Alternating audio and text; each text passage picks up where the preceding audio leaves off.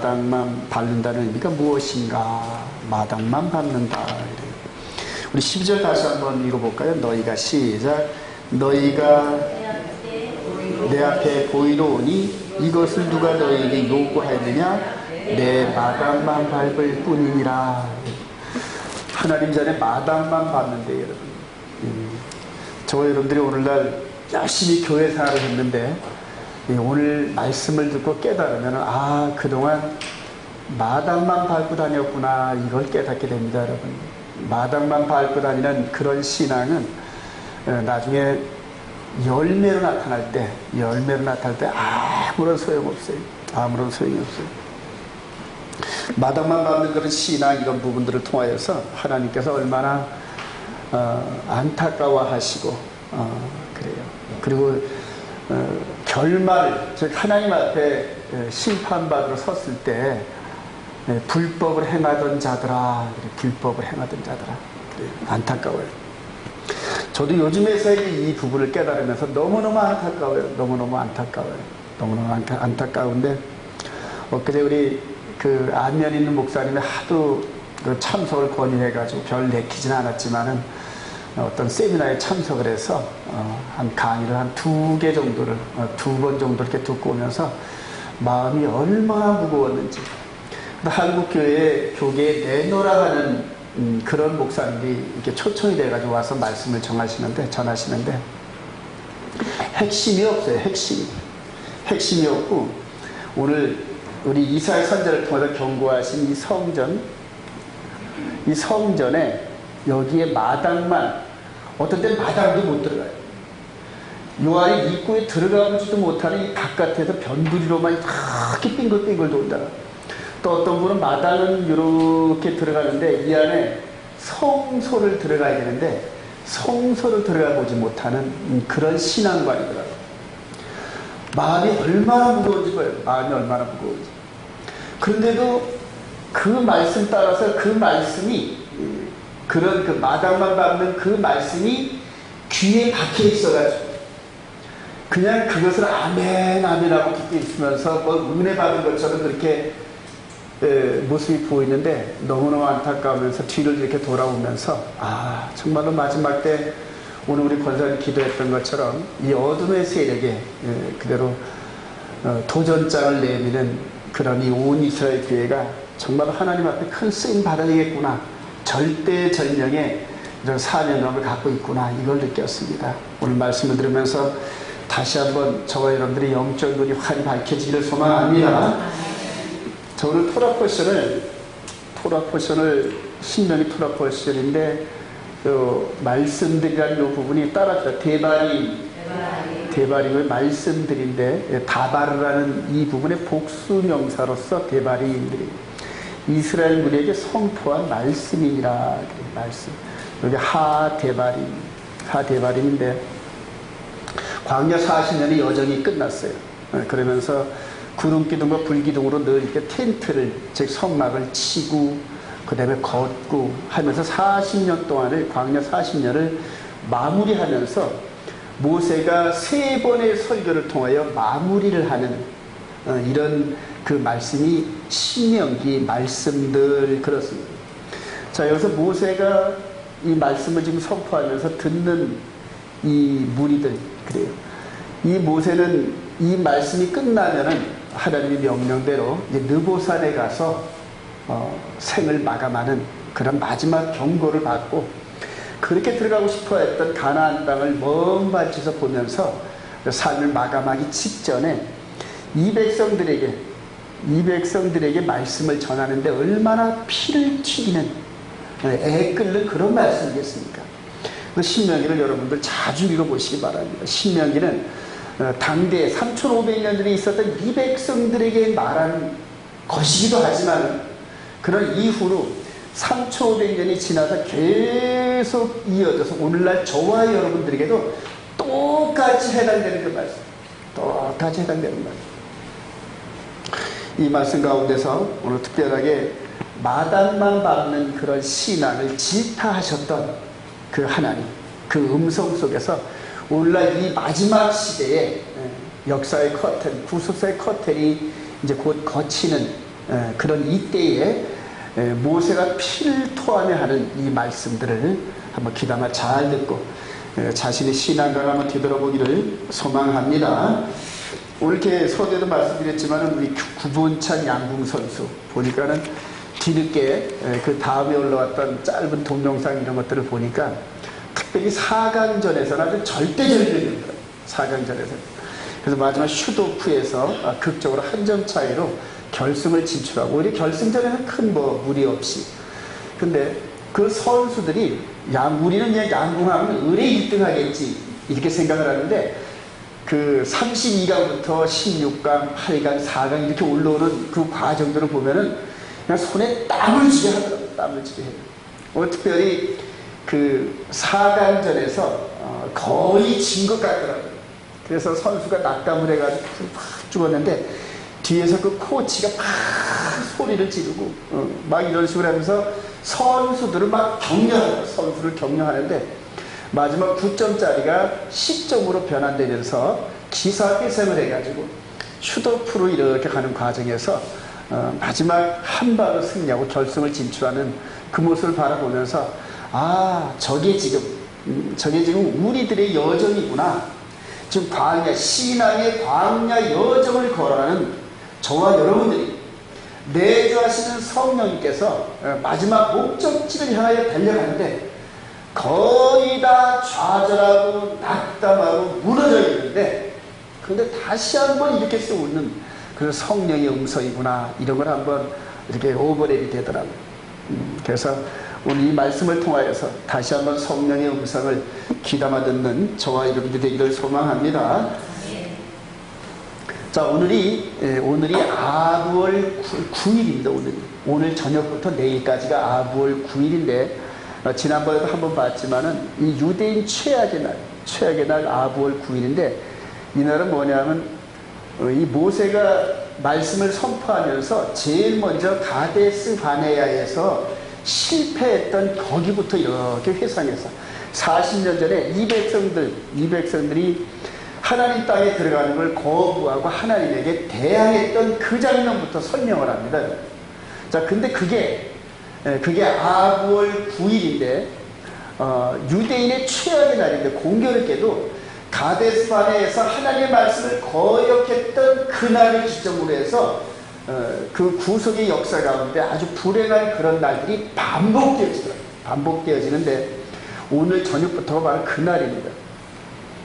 이집트에서 나온 이스라엘 백성들은 하나님의 지시를 받은 모세의 인도에 따라 약속의 땅 지경에 이르렀는데 그때 백성들은 난리를 일으키고 그 땅에 들어가는 것을 거부했다.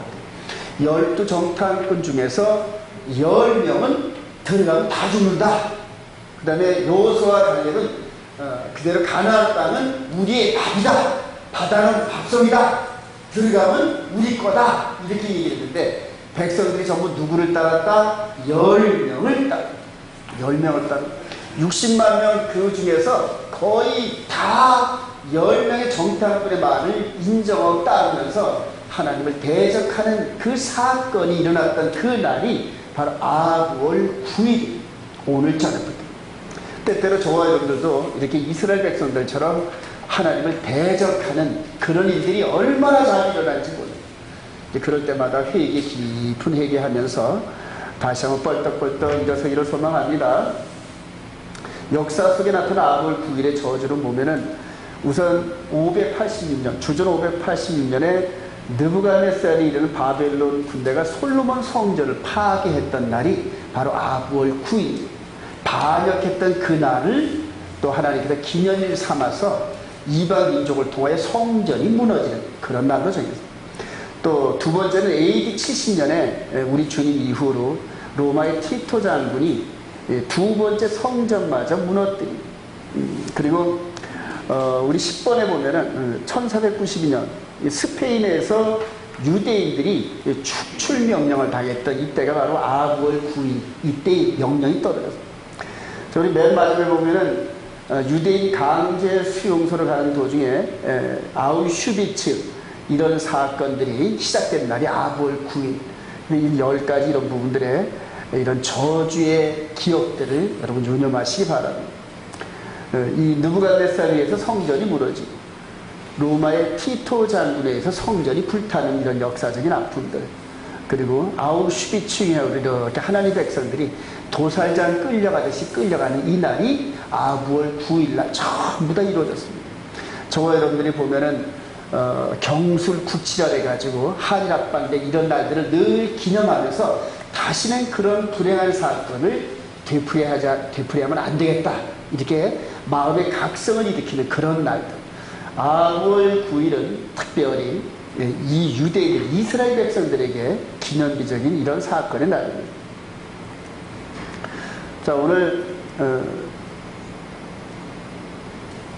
이렇게 보면 우리 고센 땅에서 열 재앙을 통하여서 이렇게 출발했던 이런 장면들이 이렇게 여정으로 나타나는데, 이런 이 역사적인 여정 가운데서 저와 여러분들에게 그대로 적용되는 이런 부분들이 너무나 많습니다. 그래서 늘 성경을 유념하시기 바랍니다.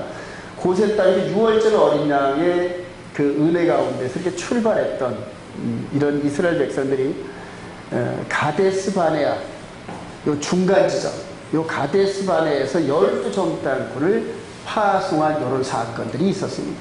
이게 바로 신의 이스라엘 그 출애굽 여정 가운데서 일어났는데, 자, 출애굽에서 바데스바네까지 6월절 어린 양, 그 다음에 모세의 홍해를 갈리는 이런 사건을 통하여서 출애굽을 했는데, 50일 후에 그대로 시내산에서 모세를 통하여 말씀을 받은 날이 바로 이 오순절 날입니다. 그래놓고 말씀을 받고 난 다음에 40일도 되지 않아가지고 아론이 금송아지를 이렇게 우상을 섬겼던 이런 사건들이 있었습니다. 자, 그리고 또 12정탐꾼을 통하여서 이렇게 하나님의 그 말씀을 대적하는 그런 사건들이 있는데, 12명 중에서 10명은 현장에서 즉사하는 이런 부분들. 여기 바로 출애굽에서 가데스 바네까지 있었던 요 사건들. 이런 사건들 가운데서 예수를 영접하고 저와 여러분들이 이런 사건들이 영적으로 그대로 다가오는 거 잘 대입을 하시기 바랍니다. 자, 다음으로 오늘 이 가데스 바네에서 다음으로 모압 평야에서 오늘 신명기 사건이 일기까지 40년간을 하나님께서 광야에서 불순종한 백성들이 전부 다 죽을 때까지 40년을 뺑글뺑글 돌렸어요. 그리고 오늘 모세를 통하여서 신명기의 대발인 말씀들이 시작된 이사에 무슨 일이 있었느냐. 자, 가데스바네에서 가나안까지 가는데 제일 먼저 12정탐꾼 이 스토리가 있죠. 자, 그리고 그 후에 이게 무슨 사건입니까? 고라의 반역 사건. 그러니까 하나님을 아주 공개적으로 대적을 했습니다. 모세를 대적한 이런 장면들.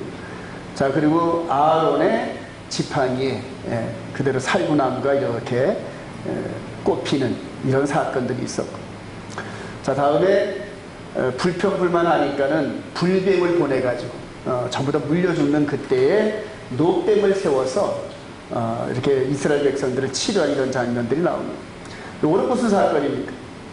발람 거짓 선자 사건이에요. 여러분들 잘 생각을 해서 이 광야 여정 중에 일어난 사건들입니다, 여러분. 40년 동안 이런 사건들.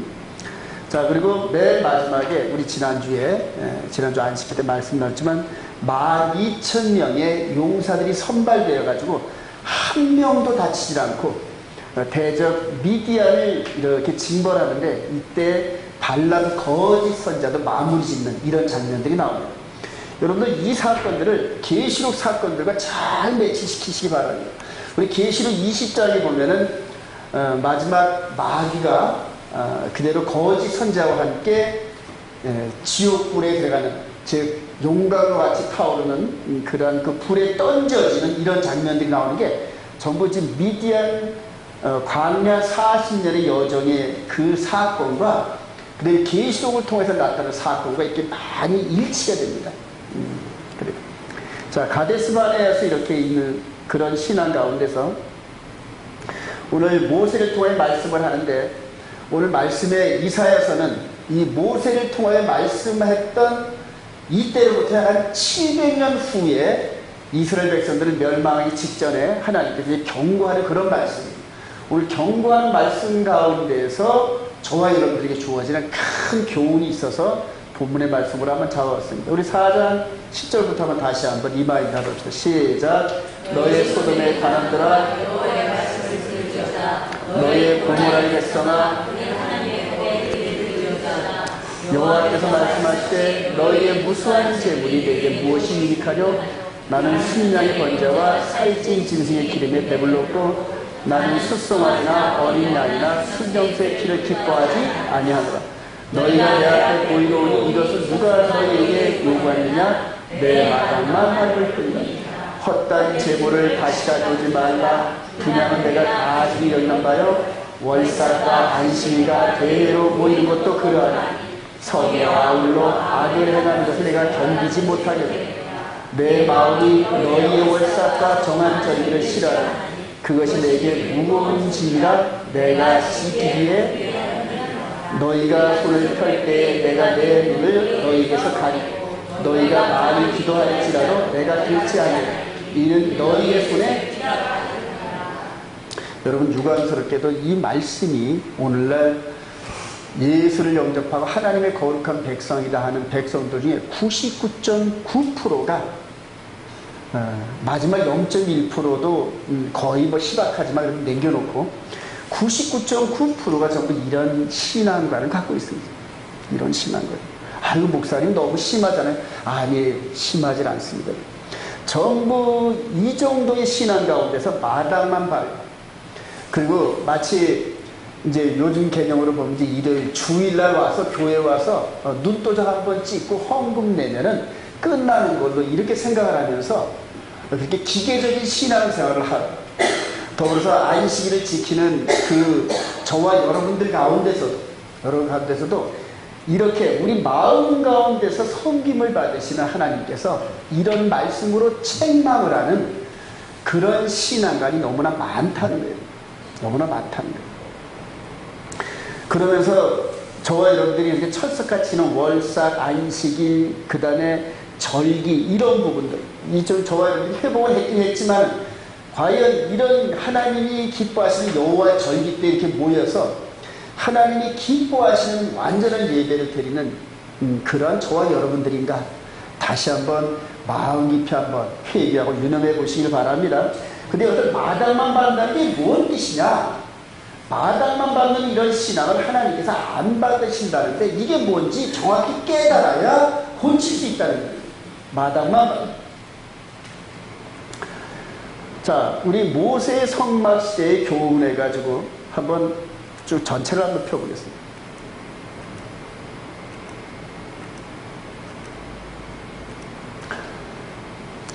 하나님께서 모세를 통하여 출애굽을 시키는 홍해 사건과 시내산 사건과 그 다음에 나중에 요단강을 밟고 건너가는 이 사건은 다시 재현되는 게 아닙니다. 하나님께서 역사 속에서 딱 한 번 보여주신 실제적인 움직임을 통하여 한 민족을 한 나라에서 구출해가지고 하나님이 조상들에게 약속한 가나안 땅으로 인도하는 사건은 딱 한 번이었습니다. 이거는 자주 할 수가 없는 거 아닙니까? 딱 한 번 이렇게 보여주시고 나서 이것에 대한 의미를 계속적으로 깨닫게 하면서 말씀에 기록해서 우리들에게 전해주는데 자, 이 어린 양의 6월절 어린 양의 피제사를 참가하고 난 다음에 홍해를 건너오는 요 사건이 나중에 성막시대, 성전시대에서는 마당에서 이루어진 거라고 해요. 마당에서. 6월절 어린 양의 피제사와 홍해를 갈랐는데 여기서 보면 양의 문을 들어가가지고 양이 피 흘리고 나머지가 이렇게 불에 태워지는 요 번제단 요 사건이 바로 6월절 사건인데 자, 그럼 홍해 사건은 뭐다? 물두멍이라고 해요. 물두멍. 그러니까 이 물두멍, 즉 제사장들이 여기서 자기 죄를 고백하고 고백받은 그 죄값을 덤터기 쓴, 죄값을 뒤집어 쓴 그 짐승이 흔적도 없이 죽는 요 장면을 지난 다음에 물로 씻고 그리고 어딜 들어간다? 성전 안으로 들어가는데 성소로 들어간다. 성소. 성소로 들어가가지고 그대로 하나님을 이게 섬기는 요 장면이고, 지성소는 딱 1년에 한 번 들어가는 거예요. 1년에 한 번. 자, 이렇게 이스라엘 백성들에게 준 이 성소는 뭘 의미하느냐? 바로 출애굽 사건, 광야 사건, 그 다음에 요단강을 들어가는 이런 사건들을 영적으로 계속적으로 반복하는 의미가 있어요. 반복하는. 자, 근데 가장 중요한 그 사건이 뭐냐 하면은 오순절날 시내산에서 말씀을 받고 가나안 땅에 들어가기까지 40년의 여정이 가장 중요한 거예요. 6월절 어린 양과 홍해를 건너는 이 사건은 거의 수동태적으로 끌어가는 겁니다. 자의적인 그런 그 개념이 없이 그냥 한 번 딱 6월절 어린 양 참석하면은 저절로 이렇게 가게 되어 있어요. 그리고 그 무리들과 함께 쭉 가다 보니 시내산에서 오순절의 경험은 자동적으로 하는 거예요. 이제 이후부터가 문제인데, 오늘 이사야 선지자를 통해서 하나님께서 뭐라 책망하시냐면은 너희들이 어디에만 머문다? 그러니까 마당들만 밟고 왔다 갔다 한다, 그 얘기라요. 어디를 들어가야 되는데, 즉 오순절의 경험을 통해서 하나님의 말씀으로 거룩해지는 삶을 살아야 되는데, 그리고 그 삶이 마무리되면서 지성소로 들어가는 이 과정을 향하여 나아가야 되는데, 대다수 신앙이 성전의 마당들만 밟고 왔다 갔다 한다는 얘기입니다. 그럼 이게 무슨 얘기냐? 마당들만 밟는다는 게 무슨 얘기냐? 오늘날 우리들에게 주어지는 말씀이 뭐냐? 절기로 따지면은 6월절, 무교절, 초실절, 그 다음에 오순절이다. 저와 여러분들 지난 오순절날 경험을 했죠? 오순절날 말씀을 받고 예수 그리스도 안에서 우리 마음판에 하나님의 거룩한 계명이 기록된 것을 우리가 인지했는데, 그 다음부터 그 말씀의 조명을 받으면서 어두운 세상에서 성령님으로 상징되는 이 7촛대의 불빛을 통하여 세상을 밝히 비추는 삶을 살아야 돼요. 이 안에 들어가서 오순절 이후의 삶을 살아야 되는데, 대다수 성도들이 여기 마당에만 머물고 있다는 거예요. 마당에 머물고. 자, 광야교회 사건은 우리들의 교훈인데, 우리 5절 한번 읽읍시다. 시작. 그러나 그들의 다수를 하나님이 기뻐하지 않으셨으므로 그들이 광야에서 멸망을 받았다. 이러한 일은 우리의 본보기가 되어, 본보기라고. 11절 시작. 그들에게 일어난 이런 일은 본보기가 되고 또한 알세를 만난 우리를 깨우치기 위하여 기록되었느니라. 즉 아까 제가 말씀을 드렸던 것처럼 이 사건은 역사 속에서 딱 한 번 실제적으로 일어난 사건인데, 하나님께서 이 사건을 통하여 당신의 백성들에게 계속적으로 영적으로 적용시켜가면서 이렇게 일어난 사건들을 계속 리마인드 시킨다. 자, 오늘 우리가 신명기 말씀을 통하여서 이렇게 볼 때 60만 명이 여기에서 이렇게 출발을 해서 오순절을 거쳐서 나팔절, 대속절, 초막절, 즉 가나안 땅에 들어가는 이 입구에서 몇 명이 살아남았다? 단 2명이 살아남았다. 여호수아 갈렙기에는 이 여정을 완주하지 못했다, 그런 얘기. 자, 이런 과정에서 오순절 이후로 구름기둥과 불기둥, 계속적으로 구름기둥과 불기둥을 통하여 하나님께서 계속 인도하셨어요. 계속. 근데 그 구름기둥과 불기둥을 그대로 따라가지 못하고 마지막 모든 백성들이 다 거의 멸절당했다. 근데 우리 특별히 가데스 바네에서는 3일 길을 앞서가시는 구름기둥과 불기둥이 가데스 바네에서 그 사건이 있고 난 다음에 3일 길을 앞서갔으니까는 구름기둥과 불기둥은 가나안 땅에 들어갔다 안 들어갔다? 들어갔다는 얘기. 구름기둥과 불기둥은 들어갔는데 백성들이 안 따라갔다는 얘기거든요. 오늘날도 똑같아요. 자, 이렇게 바울 사도가 이렇게 광야 시대의 본보기가 되는데, 자, 우리 히브리서 4장 1절. 자, 우리 2절 합니다. 시작. 그들과 같이 우리도 복음을 전하는 받은 자이나. 들은 바 그 말씀이 그들에게 유익하지 못한 듣는 자가 믿음과 결부시키지 아니하리라. 하나님께서 이 광야 여정의 이 과정을 히브리서 기자에게 눈을 뜨게 해가지고 그들과 같이, 즉 광야 백성들과 같이 우리도 복음 전함을 받은 자이나, 즉 광야 백성들도 뭐를 받았다? 복음을 받았다.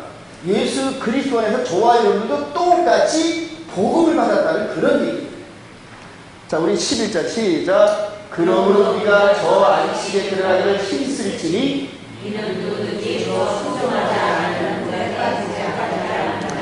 여러분들 지금 저와 여러분들이 이제 그동안 잘못되어진 신학관에 의해서 예수를 영접하면 이미 구원은 얻었다, 이런 식으로 말씀을 하시는데, 오늘 히브리서 기자는 우리가 저 안식에 들어가기를 힘쓸지니, 여기서 이 안식은 뭐냐 하면은 바로 복음의 핵심으로서 안식에 들어가는 것이 복음입니다. 즉 가나안 땅 들어가는 것이 복음인데, 가나안 땅 들어가는 것이 안식에 들어가는 것입니다. 6일 동안 진행되면서 하루, 즉 7째 날을 지금 하나님과 함께 예배드린 이것이 바로 복음에 대한 이런 분들의 삶을 사는 것입니다. 근데 우리가 저 안식에 들어가기 힘쓸지 이렇게 말씀하는데, 안식에 이미 들어갔다 못 들어갔다? 못 들어갔다는 얘기예요. 계속적으로 지금 안식을 향하여 달려가고 있다, 그런 얘기랍니다. 지금 저와 여러분들이 지금 이 예수를 영접하고 마음판에 하나님의 거룩한 계명을 기록하고 성령님의 인도함 따라 지금 신앙의 여정을 걸어가고 있는데, 지금 이 시대가, 이 여정이 너무너무 중요한 그런 그 여정인 줄로 확신합니다. 다시 한번 봅시다. 우리 마당, 성전마다 성소, 지성소, 이게 바로 우리들에게 주어지는 이 교훈인데, 우리들에게 주어지는 게 뭘까요? 저희 성전 마당 뜰에서 있었던 이 사건은 요 양의 문으로 들어가서 자신의 죄를 고백하고 제사장이 죄인이 이렇게 안수를 한 그 짐승을 잡아 피를 담고 불에 태우고 손에 물을 씻고 성소 안으로 들어가서 요 기도 향단에서 죄를 고백한 그 사람이 대신 죽은 그 짐승의 피를 요 기도 향단에다 뿌린대요. 그러니까 요 마당 뜰 안에서 이 안을 들어가야 되는데, 이 마당 뜰에서 이루어지는 이 사건이 영적으로 저와 여러분들이 예수를 나의 구주로 영접하고, 할렐루야, 그리고 함께 죽고 장사되고 부활하는 이 경험이 바로 성전의 마당들이라는 얘기입니다. 자, 저와 여러분들이 지금 예수를 나의 구주로 영접하면 끝났다, 이렇게 신학을 배워요. 예수를 나의 구주로 영접하고 나면 이미 여기까지, 이 지성소까지 들어가는 것은 그냥 자동 케이스다, 이렇게 배워왔다. 그러니까 이 중간에 있는 거룩한 삶에 대해서 영적인 눈이 전혀 안 띄어졌어요. 그러니까 세상에서 죄를 지어도 이미 예수를 믿는 자는 그 죄를 다 사함받았어요. 현재 있는 죄나 장차 지어진 모든 죄는 다 탄감을 받았기 때문에 염려할 것 없다, 이런 식으로 배웠다.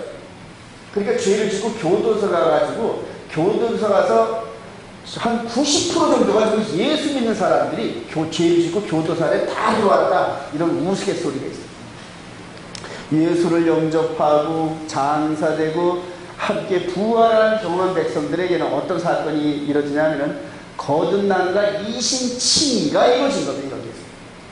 자, 그 다음에 예수님께서 이제는 새 언약을 맺자, 이렇게 얘기합니다.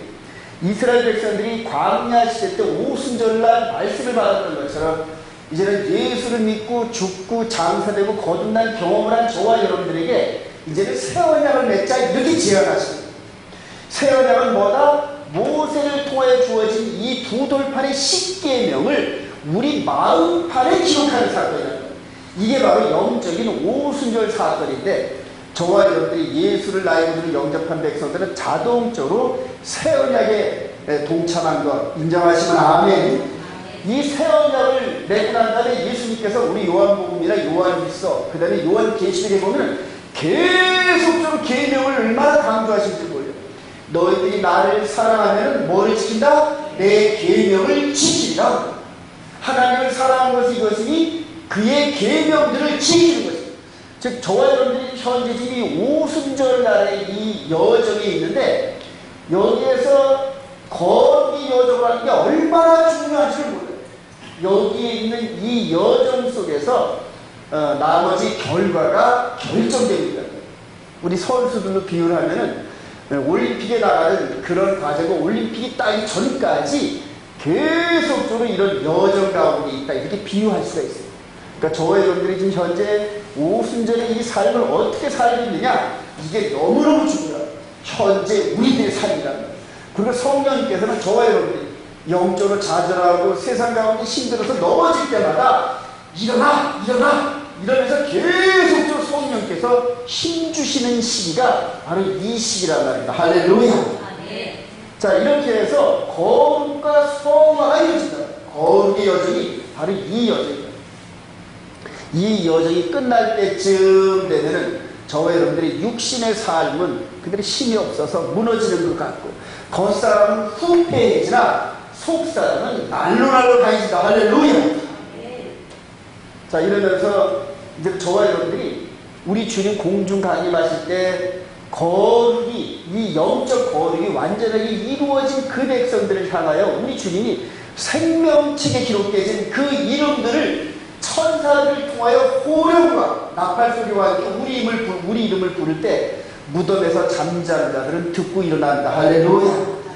만약 살아있으면 저와 여러분들이 호련히 변화되면서 공중으로 쫙 올라가는 사건이 이게 지금 저와 여러분들에게 앞으로 있어질 사건인데 지금 이런 사건이 안 보이는 사건 지금 저와 여러분들이 이런 여정인데 거의 이 여정 가운데서 이거를 바라보지 못하고 여기서 실패하고 있다는 얘기예요. 실패하고 여기서 완전히 영화되어지고 완전한 이기를 향하여 달려가시길 소망합니다. 우리 그리스도의 도의 초보에서 완전한 신앙으로 달려가라. 우리 히브리서 6장 1절 시작. 그러므로 우리가 그리스도의 초보를 버리고 죽은 행실을 회개함과 하나님에 대한 신앙과 세례들과 안수와 죽은 자의 부활과 영원한 심판에 관한 교훈의 터를 다시 닫지 말고 완전한 대로 나아가자. 히브리서 기자가 여기에서 그리스도 도의 초보를 세례들과 안수와 죽은 자의 부활과 영혼의 심판에 관한 교훈의 터를 그리스도의 초보라 이렇게 얘기를 했어요.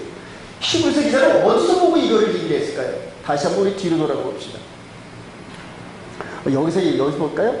자, 그리스도의 초보인데 아까 우리 이사야 선지자는 뭐만 받는다? 마당만 받는데 여기에서 이루어지는 구약 시스템이 요한에 들어갈 때 이 양의 문으로 들어가면서 자신의 죄를 고백하고 양이 대신 죽고 피를 흘리고 불에 타는 사건과 요 손을 씻는 요 사건을 바로 히브리서 기자는 세례들과 안수, 누구에게 안수한다? 짐승에게 안수하는 거랍니다. 자기 죄를 고백하면서 대신 죽을 그 짐승에게 안수하고 죽은 자의 부활과 영혼의 심판에 관한 교훈의 터를 그러면서 이 성전 마당뜰하고 똑같다는 이런 얘기가 말이에요. 자, 마당뜰에서는 어떤 일이 이루어집니다?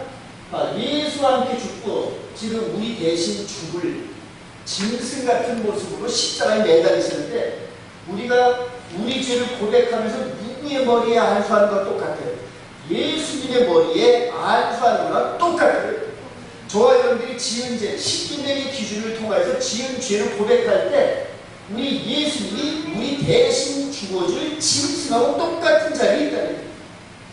자, 그리고 장사되고 다시 부활하는 이러한 경험이 바로 성전의 마당뜰하고 똑같다는 거예요. 근데 저와 여러분들이 지금 매번 올 때마다 맨날 죄만 고백하다 끝나요. 맨날 죄만 고백하고 가슴을 치면서 죄를 고백하고 또 죄를 고백.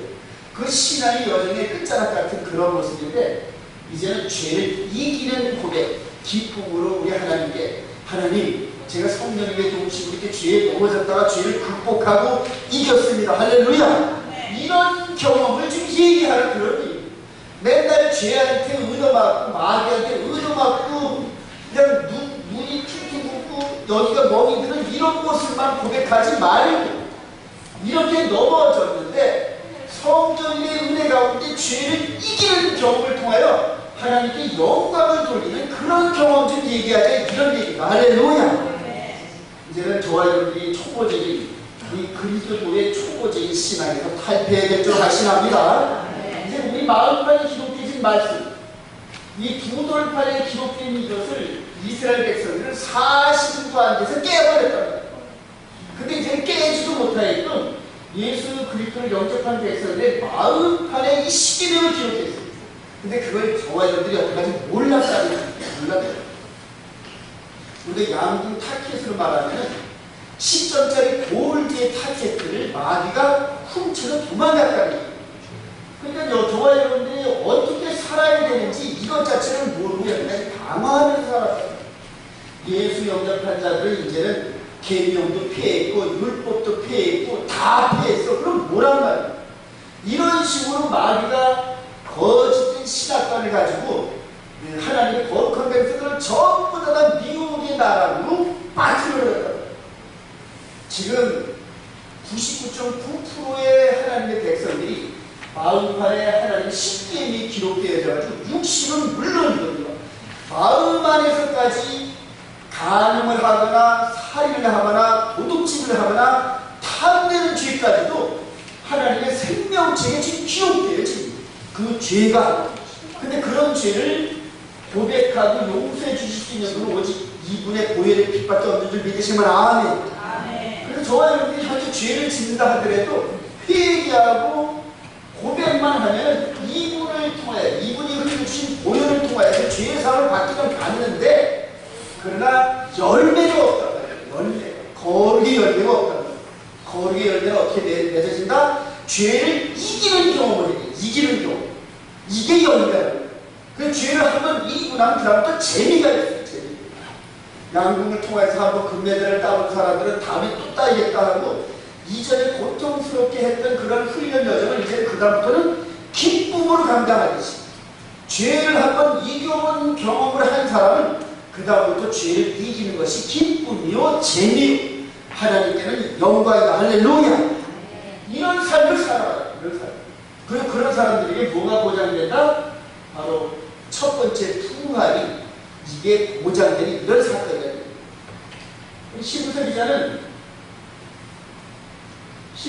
바로 그걸 지금 내다보면서 우리들을 향해서 채찍질하고 있어요.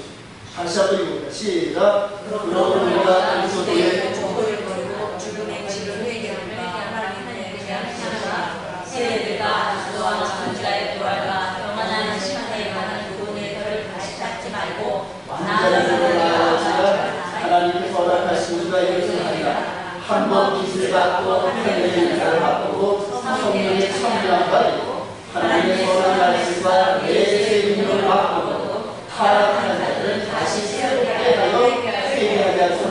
이는 그들이 하나님의 아들 다시 십자가에 받아 그들을 보고 회개하리라. 이게 무슨 말씀인지 아십니까? 초대교회 때 하나님의 아들 독생자를 세워서 속죄제물로 삼았는데 이전에 모세의 율법 체제인 짐승의 피제사도 인정해야 된다. 육신의 할례도 인정해야 된다. 이런 식으로 다시 돌아가려는 자들에게 경고의 말씀이에요. 이게 초대교회의 유다인들에게 대한 경고인데 오늘날에도 이게 뻗어시 다시 살아가지고 다시 나타나는 곳에서 저는 가슴을 칩니다. 가슴을 칩니다. 여러분, 저와 여러분들이 이 죄를 마음만으로 지은 죄값을 탕감하실 분은 오직 이분뿐인 줄 믿으시면 아멘. 이전에 이 짐승패가 아니란 말입니다. 모형과 그림자였단 말입니다. 첫 것을 허른 것은 두 번째 것 이분의 보혈을 세우려 하니라. 이게 바로 히브리서 기자의 전체적인 말씀인데 이런 것들이 오늘날 유다인들의 미혹되어서 전부 희석이 돼서 예수를 믿는 믿음 가운데서도 이전에 모세의 율법도 함께 따라가야 된다. 이런 유다인들이 다시 살아요. 아주 얼마나 안타까운지 몰라요. 오히려 일요일 관점에 있는 그런 것보다 더 교묘한 방법으로 지금 하나님의 백성들을 미혹하고 있는데 그게 바로 히브리 토라 가운데서 일어나면서 지금 많은 사람들이 따라가고 있습니다. 너무너무 안타깝고 여러분들 저와 함께 영적인 눈을 번쩍 떼야 할 줄로 믿습니다. 다시 한번 이 유념하세요. 성전 마당들, 이게 마당들 경험입니다.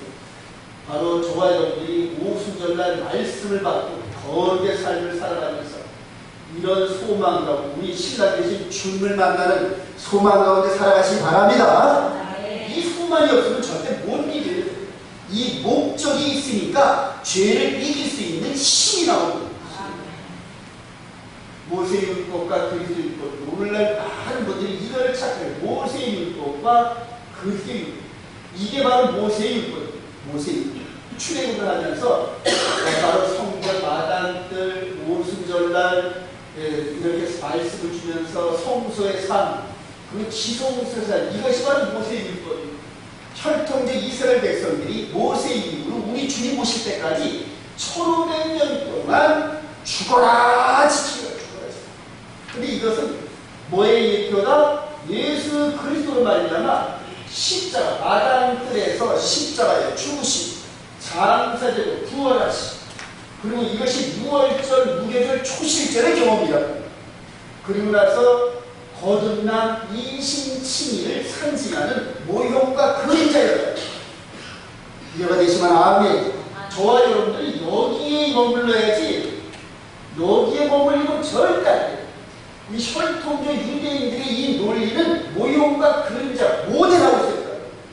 일로 끌려가면 안 된다니. 이거는 이제 무너진 거고, 이제는 영적으로 세워지는 마음 성전 안에서 저와 여러분들의 마음 안에서 이분이 죽고 장세되고 부활, 저와 여러분들이 함께 고백하고 물속에 들어가서 침례를 받고 나오는 경험을 통하여서 예수 그리스도와 한 몸 된 줄 믿으시면 아멘. 그렇게 해서 이신칭의 가운데서 마음판에 이분이 너희가 나를 사랑하는 나의 계명을 지키라 할렐루야. 이 말씀을 지켜가면서 굳게 성령의 기름 부음의 은혜가 있기를 소망합니다. 이런 경험 가운데는 죽기를 각오하고 이 십계명을 붙드셔야 돼요. 그리고 나면 바로 영광의 날이 이르기 전에 이분을 만나기 전에 이 사이에 짐승의 표 사건이 나타납니다. 저와 여러분들의 마지막 테스트하기 위해서 하나님께서 마귀를 통하여 마귀가 지배하는 세상을 허락하신단 말이에요. 근데 그때 이길 수 있는 방법은 평상시 우리 주님과 십자가 죽으시고 장세되고 부활하고 기록되어진 말씀, 즉 야고보서 1장 22절에 너희의 영혼을 능히 구원할 바 마음에 심어진 말씀을 온유함으로 순종하라 할렐루야. 굳게 지키시라. 그리고 거룩한 안식일을 생명을 갖고 여러분들 순종하십니다. 이 훈련을 통하여 저와 여러분들이 매주마다 매일마다 매 순간마다 우리 주님 오실 그날을 사모하면서 나아가다 보면 어느 날 갑자기 저와 여러분들의 이름이 영적인 귀에 확 들려오고 할렐루야. 육신의 귀에 들리는 게 아니에요. 영적인 귀에 들리면서 우리도 모르게 하늘을 향하여 쳐다볼 때 저와 여러분들의 혼연이 변화돼서 올라가는 영광 가운데 참여하실 주님의 이름으로 축원드립니다. 이 안에 온 이스라엘 백성들이 100% 포함되죠. 100%. 저와 여러분, 저는 늘 여러분들 생각 기도할 때마다 하나님 누구가 바로 여기 가운데 탈락되면 안 되니까 굳게 지켜주옵소서. 늘 마침으로 구본찬 선수에게 코치가 뒤에서 어때 발을 띵동 부르면서 막 이렇게 하듯이 여러분들의 영적 상태를 늘 가능하게 보면서 때로는 전화도 하고 때로는 여기서 저 혼자 기도하면서 늘 여러분들에게 기도하고 있고요. 저도 마찬가지예요. 성령님께서 목회자인 저도 넘어지 않게끔 얼마나 붙잡아 주신지 몰라요. 저도 요즘에 너무너무 힘들어요. 그러나 어떤 소망이 사라지면서 하나님 이 터널 같은 어둠을 어떻게 뚫고 가야 됩니까? 하나님 동력자들도 보내주시고 이 영적인 이 말씀을 함께 공유하고 함께 뚫고 나갈 수 있는 기도의 300용사를 보내주셔야 제가 일을 할 거 아닙니까? 물질도 주셔야 될 거 아닙니까? 할렐루야! 이런 식으로 기도합니다. 하고 있다는 얘기예요. 바로 저와 여러분들 이 완전한 영화를 향하여 달려가기를 소망합니다. 이게 바로 모세의 율법과 그리스도의 율법, 하늘과 땅 사이 같은 엄청난 율법. 모세의 율법은 그리스도의 율법, 즉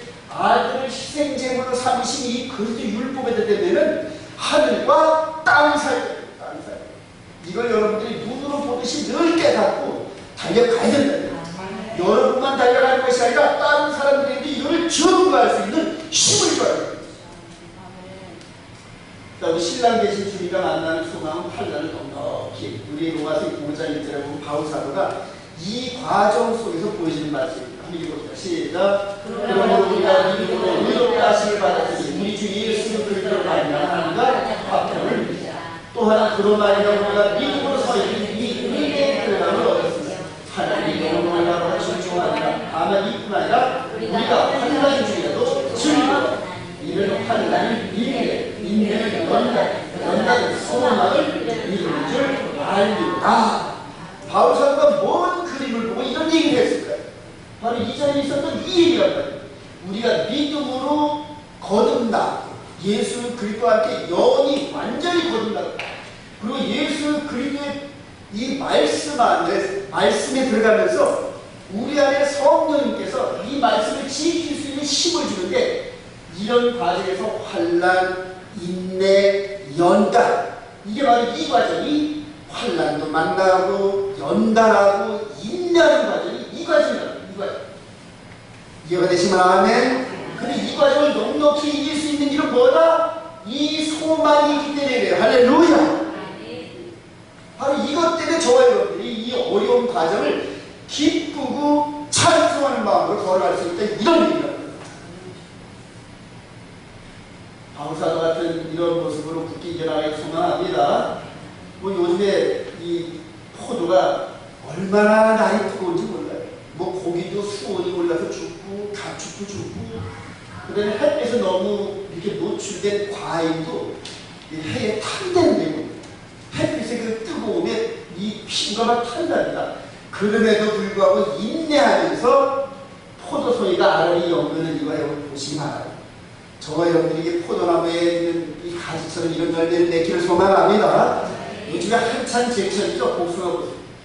탐스러운 복숭아가 나무에 열려있는데 이것을 바라보는 농부의 마음이 얼마나 기쁠까요? 정말로 기쁠 겁니다. 정말로. 하나님께서 저와 여러분들의 마음 가운데 하나님 말씀을 심어놓으면서 이렇게 이쁜 딸내미를 보면서 하나님이 저와 여러분들을 이렇게 보고 계십니다.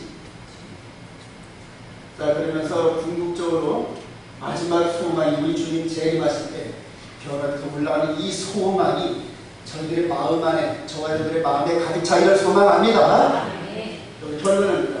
시작. 사촌의 모세가 노아하니까 마지막으로 간구하는 말씀들 우리가 예수 그리스도의 영원 구원에 이르는 여정을 걸어가는 우리들 향한 권고였습니다. 그러므로 기독교의 주님의 선생님을 단같이 다시 한번 돌아가야 하십니다. 이제 영적인 축제의 시대를 맞은 우리들이 다양한 하나님의 기준에 맞은 열매를 살아가는 자신을 돌아보아야 합니다. 더불어 스스로의 신앙을 인도하시는 성령의 은총을 더욱더 우리를 기울여야 합니다. 뜨거운 하나님의 열매를 차고 우리의 과일 흑사성의 열매가